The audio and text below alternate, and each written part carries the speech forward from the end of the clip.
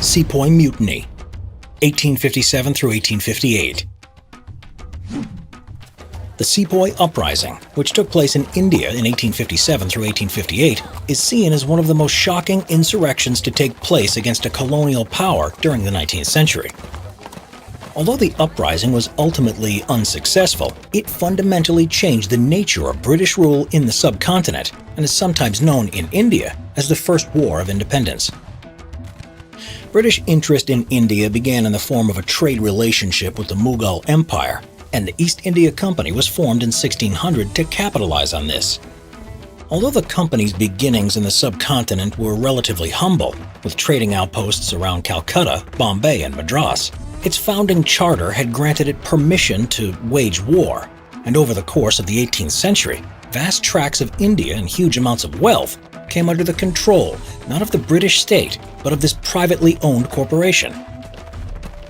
Needing to protect its Indian assets, the company began to recruit local soldiers and build up its own armies. These would eventually become known as the Bengal, Madras, and Bombay armies. By the early 1800s, these forces numbered nearly 200,000 men, and by the mid-19th century, over two-thirds of the Indian subcontinent was being run as a for-profit enterprise. Over the course of the 18th century, company policies had led to the deaths of huge numbers of Indians and seen almost unimaginable quantities of Indian treasures shipped back to Britain. In the first half of the 19th century, some attempts were made to change India's economic and legal systems and to bring about various social reforms. In fact, there was an increasing concern throughout India regarding the effects of Westernization, especially the spread of Christianity and the resulting destruction of local cultures and traditions. From 1849 onwards, the company began to reduce the number of British Army regiments in India, and by 1857, the Bengal Army was comprised of only 24,000 Europeans out of 159,000 men. This was particularly bad timing as there was also growing discontent among the Indian soldiers.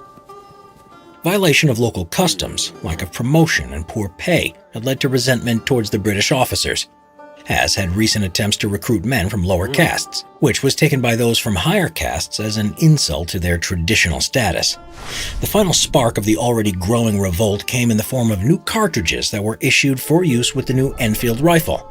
A rumor began to spread throughout the troops that the cartridge paper was greased with either cow or pig fat.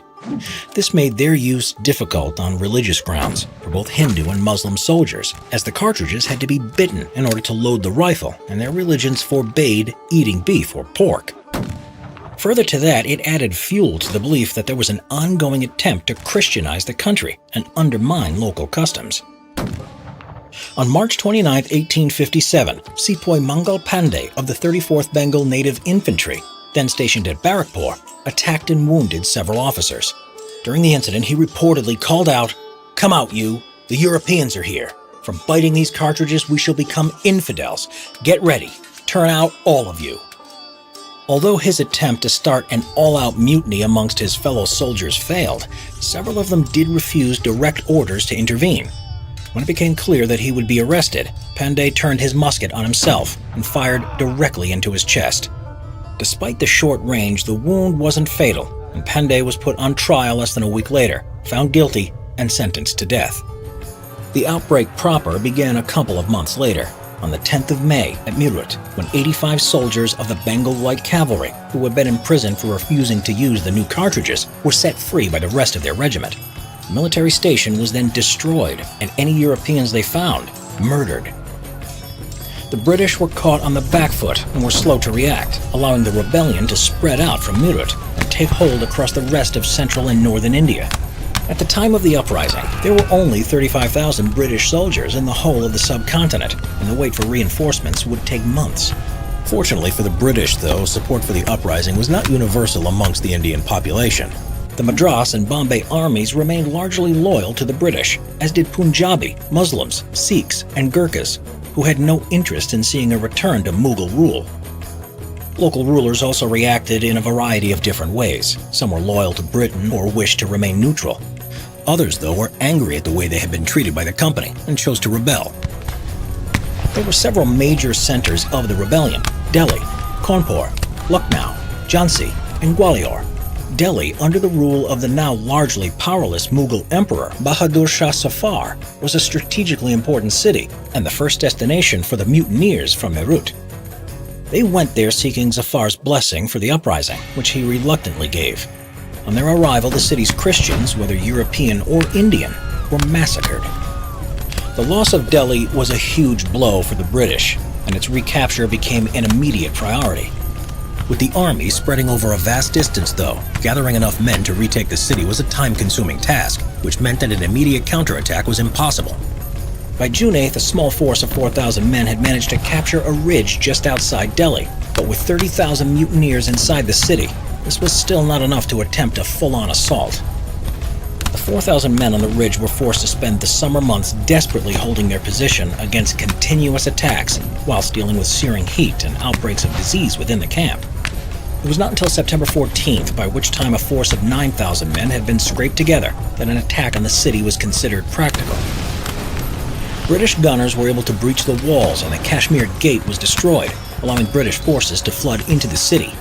The fighting was bitter, and it was another week before the mutineers were finally suppressed, and Delhi once again became a British possession. In the immediate aftermath of the assault, the residents of Delhi were once again made to suffer, this time at the hands of the British, as troops murdered and looted their way across the city. Kanpur was another strategically important city, situated at a major crossing point on the river Ganges, and at a crossroads between two major highways. In June 1857, local sepoys rose up and attacked the city's British garrison. Major General Sir Hugh Wheeler, the commander of the British garrison, along with 1,000 of his men, was forced to retreat to an entrenchment outside the city, where they were besieged for 3 weeks. Upon learning that a British relief force had been dispatched, Nana Sahib, a local ruler who was in command of the city's mutineers, offered the British soldiers safe passage down the river. As the men were boarding the boats that they believed were to take them to safety, they were ambushed and wiped out. On July 15th, 120 European women and children who had survived the initial uprising were massacred and their bodies disposed of down a well. The following day, the relief force, under the command of Major General Sir Henry Havelock, arrived. The British reprisals for the massacre were swift and so brutal that this period has colloquially become known as the Devil's Wind. Many thousands of supposed mutineers were hanged without trial, and certainly many innocent civilians were also killed. When trials did take place, the favored method of execution for those convicted of mutiny was known as blowing from a gun. Each man was tied with his back positioned against the muzzle of a cannon. The firing of the gun resulted in the head and limbs being blown off and the total destruction of the torso. That this method was chosen was significant for its violence, but also for the local religious customs. The complete collection of remains and ritual preparation of the body was utterly impossible, meaning that the punishment for the condemned was seen to extend from this life into the next. After these events, Kanpur was held by the British until late November, when it was once again retaken by the rebels. Their victory was short-lived, though, as on December 6th, British forces once again attacked and retook the city for the final time. Lucknow, the capital of the state of Oda, which had only been annexed in the previous year, was under the command of companyman Sir Henry Lawrence. On May 30th, the city became the site of yet another rebellion by local sepoys. Lawrence, already aware of reports about the uprising from other regions, had taken steps to reinforce his residency, and so was not completely unprepared when it was besieged at the end of June. Nevertheless, 1,600 soldiers, about half of whom were sepoys loyal to the British, and a similar number of civilians were trapped inside the residency until the end of November, when a relief force was finally able to break the rebel lines. Lawrence himself did not survive the siege, having been killed when a shell detonated in his room. A small garrison was stationed just outside of the city to curtail any offensive actions that the rebels might have planned, but it was not until the following March, when a large enough force had been gathered, that the city was finally recaptured.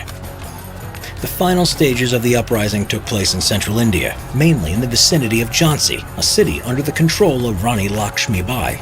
The Rani was sympathetic to the rebels and angry over the British annexation of her state, and in June of 1857, locally stationed regiments from the Bengal Army rebelled.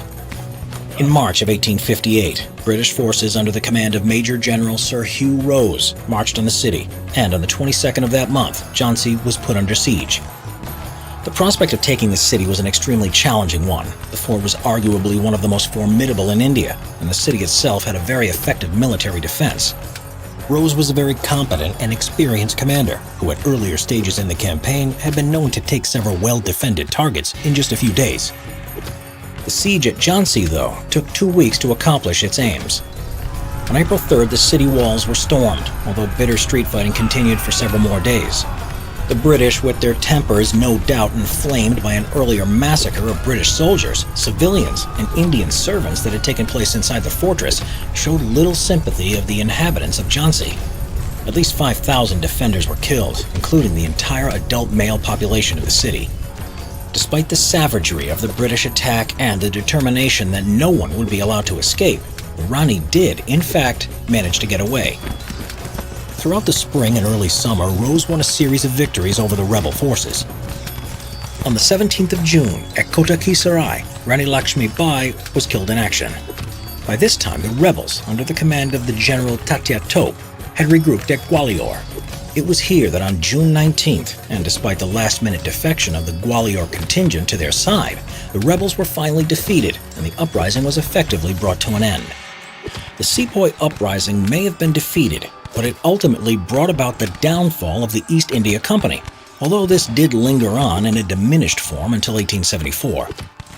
There had long been concern over the extent of its territories, and the uprising provided the necessary excuse to remove control of the Indian subcontinent from the company and place it in the hands of the British state. Several concessions were made in an attempt to ensure that the uprising would never be repeated. There was to be less direct interference by the British regarding local customs, and the number of British soldiers was increased. In 1877, Queen Victoria had herself declared Empress of India, forcing the local population to live under imperial rule until they finally won their independence on August 15, 1947.